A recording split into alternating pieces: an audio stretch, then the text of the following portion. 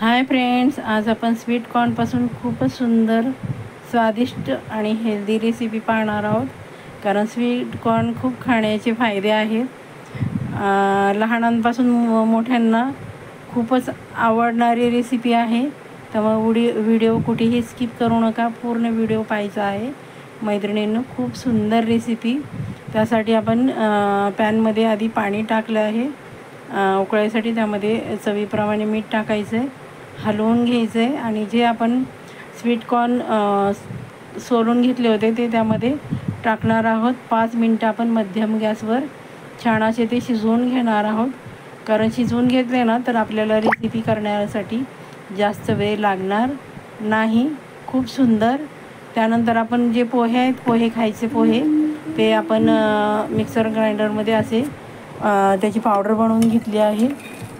त्यानंतर आपण त्या ग्राइंडरमध्ये हिरव्या मिरच्या 2-3 आणि लसणाच्या 5-6 पाकळ्या आणि जे थंड झालेलं स्वीट कॉर्न होतं ते असं जाडं भरडं आपण ते मिक्सरमध्ये फिरवून घेतले. कोथिंबीर, 1 टॉमॅटो, 1 शिमला मिरची, 2 कांदे, 1 काकडी आणि 1 उकडलेला बटाटा हे आपण साहित्य त्यामध्ये घेणार आहोत.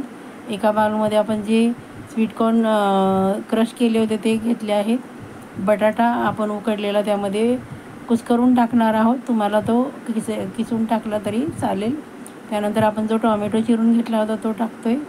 शिमला मिरची टाकणार आहोत, कारण टॉमॅटो आणि शिमला मिरचीने खूपच स्वाद छान होणार आहे, खूप स्वादिष्ट होणार आहे. आणि नंतर आपण ज्या राहिलेल्या भाज्या आहेत त्या टाकल्या आहेत. तुम्हाला अजून दुसऱ्या काही भाज्या त्यामध्ये टाकायच्या असेल तर तुम्ही टाकू शकता.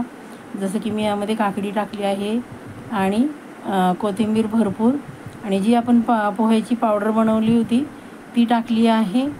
आणि नंतर आपण थोडंसं चवीसाठी आणि बाइंडिंगसाठी बेसन पिठाचा वापर करणार आहोत, कारण बेसन पिठाने खूप छान स्वाद येतो. त्यानंतर चवीप्रमाणे मीठ टाकायचं आहे, कारण आपण कॉर्न उकडताना पण मीठ टाकलं आहे, त्यामुळे मीठ बघूनच टाकायचं आहे. माझ्याकडं ऑरेगॅनो सीड्स होते ते टाकले आहेत.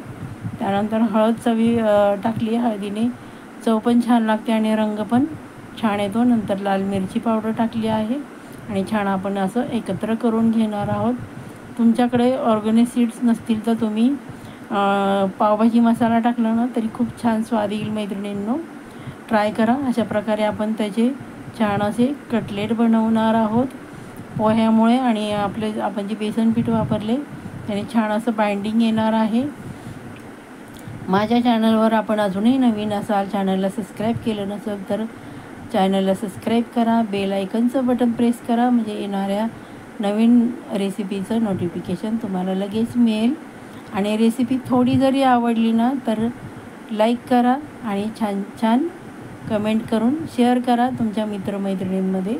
अशा प्रकारे बघा आपण सर्व कटलेट बनवून घेणार आहोत. बघा असे छान बनवलेत. तुम्हाला हव्या असणाऱ्या आकारामध्ये तुम्ही कटलेट बनवू शकता, जसे की अंडाकृती. त्यानंतर मी सगळे कटलेट बनवून झाल्यानंतर ते जे आपण पोह्याचं पावडर बनवली होती त्यामध्ये छान असं त्याला कोटिंग करून घेणार आहोत. मी इथे शॅलो फ्राय करणार आहे, डीप फ्राय करणार नाही. तुम्हाला जर तळायचे असतील तर ते तुम्ही तळू शकता, कारण डीप फ्रायमुळे पण छान चव लागते आणि तेल जास्त वापर केला जात नाही तेलाचा. डीप फ्रायने वेळ पण थोडासा लागतो, पण चव पण छान लागते. तेलकटपणा येत नाही त्याला. 5 मिनटं आपण झाकून ठेवले मध्यम गॅसवर. 5 मिनटानंतर बघू शकता आपण किती सुंदर एक बाजू आपली भाजली आहे. आणि बघा किती सहजरित्या निघाले आहेत, कारण जेव्हा ती पूर्ण एक बाजू भाजली जाते ना तेव्हा सहज ते पलटी होतात. ते बघा अशा प्रकारे आपण पलटी करून घ्यायची आहे. खूप सुंदर आणि चवीला पण खूप सुंदर लागतात. स्वीट कॉर्नची रेसिपी कुठली पण करा तुम्ही, खूप सुंदर होते. पुन्हा आपण 5 मिनटासाठी मध्यम गॅसवर झाकून ठेवलं आहे. 5 मिनटानंतर बघू शकता आपण किती सुंदर कलर आला आहे. आणि कलरच नाही मैत्रिणींनो, चव पण एकदम अप्रतिम आहे. तुम्ही जर पावभाजीचा मसाला जर वापरला त्याने पण खूप सुंदर चव येते. हे बघा किती सुंदर झाले आहेत आपले स्वीटकॉर्नचे कटलेट.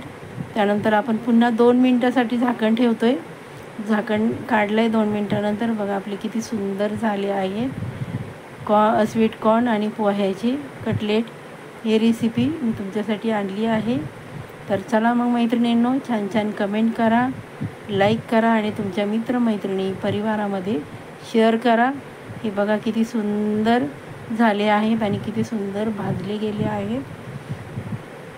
हे कटलेट तुम्ही असेसुद्धा खाऊ शकता किंवा टॉमॅटो सॉसबरोबर खाऊ शकता किंवा हिरवी चटणी बनवून त्याच्याबरोबरसुद्धा खाऊ शकता. सॉरी. खूप सुंदर रेसिपी तयार झाली आहे मैत्रिणींनो. तुम्ही नाश्त्यासाठी किंवा मधल्या वेळेत खाण्यासाठीसुद्धा करू शकता. माझा व्हिडिओ आपण शेवटपर्यंत पाहता त्याबद्दल आपणा सर्वांचे खूप खूप धन्यवाद. पुढच्या रेसिपीसाठी तयार राहा सर्वांनी. बाय बाय मैत्रिणींनो.